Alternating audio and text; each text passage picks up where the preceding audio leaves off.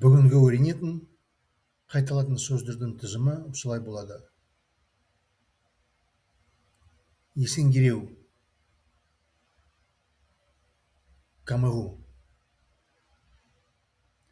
ақырында, ақырында, қауіп, қажет,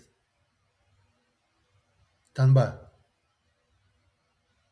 ант, аяқталғанда,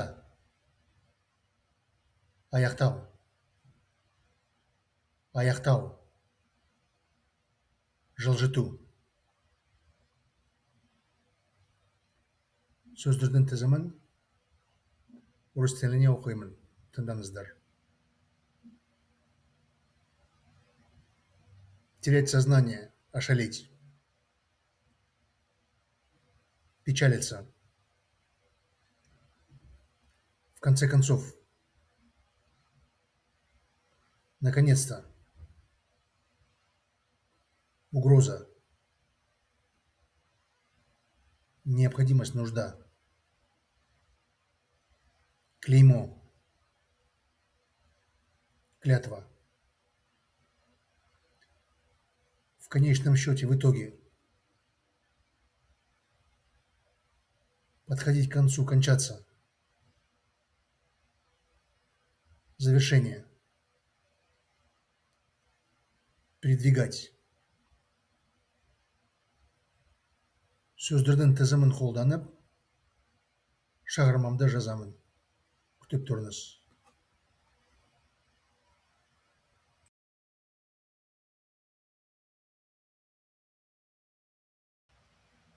Шығармамды жазып, сіздердің назарыңызға ұсынамын.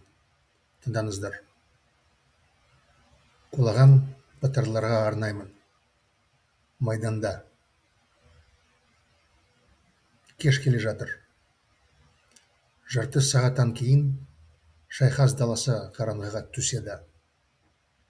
Қарсы жағынан жаудағы атылатын от басыла бастады. Тағы да бір күн өтті. Тағы да жаудың шабуылын қағылып тоқтатты. Айналама қарадым. Снарядтар қалды ма? Зеңбірегіміздің жанында тек ғана бос жәшіктер қалды. Снаряд жоқ дегеніне қамығуға уақыт жоқ.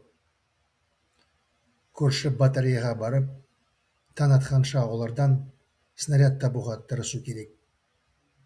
Онда әлдекім тірі сақтанған деп үміттенемін.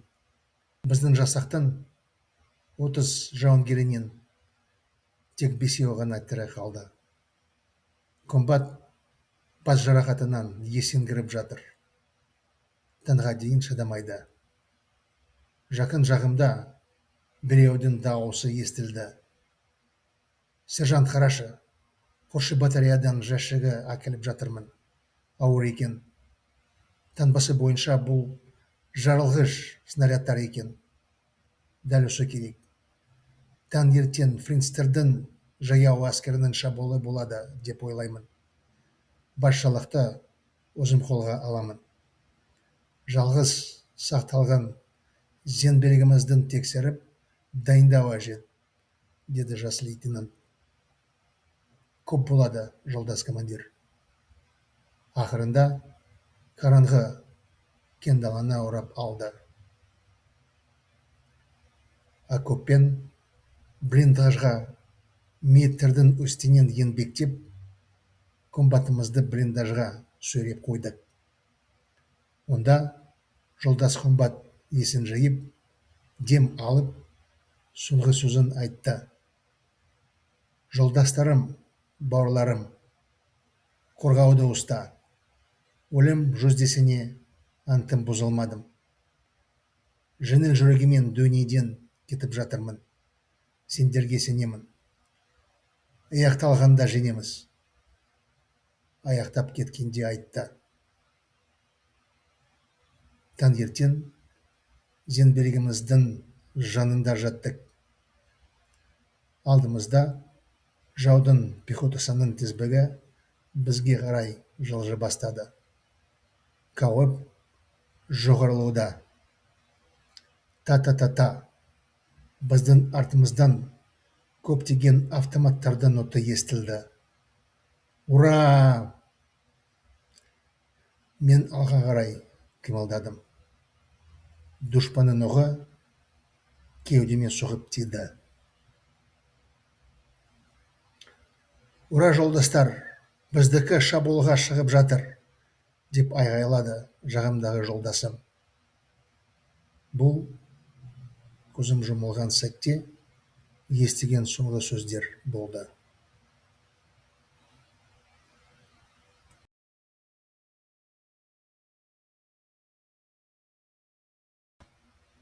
Келесі жаттығуда синхрон аудармасын жасауды тырысайық. Мәтінді орыс тіліне оқимын. Сіздер оны қазақ тіліне аударуды тырысыңыз. Тыңдаңыздар. Павшим героям посвящается. На передовой. Смеркается. Через полчаса поле боя окончательно погрузится во тьму.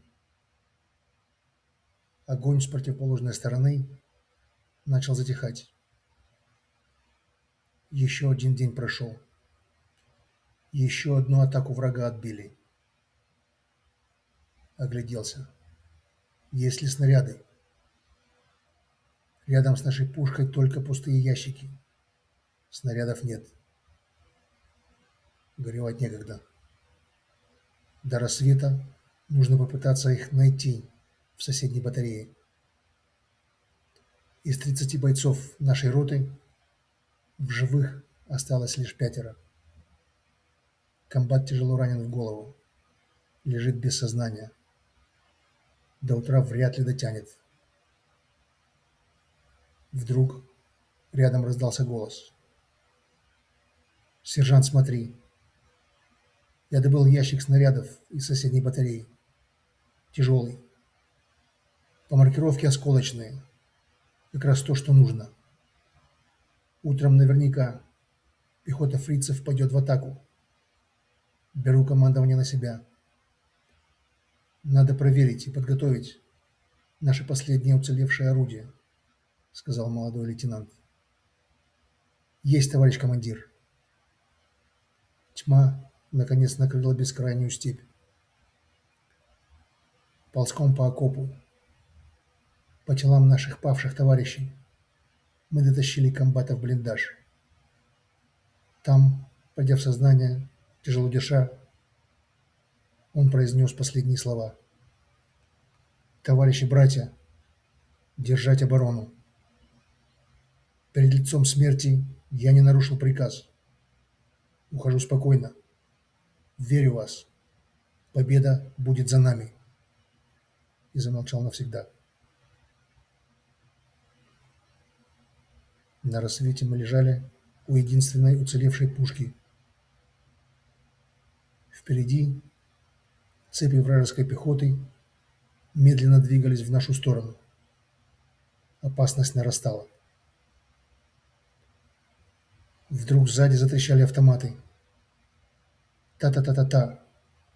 Ура! Я подался вперед. Вражеская пуля ударила мне в грудь. «Ура, товарищи! Наши идут в атаку!» — закричал лежавший рядом со мной боец.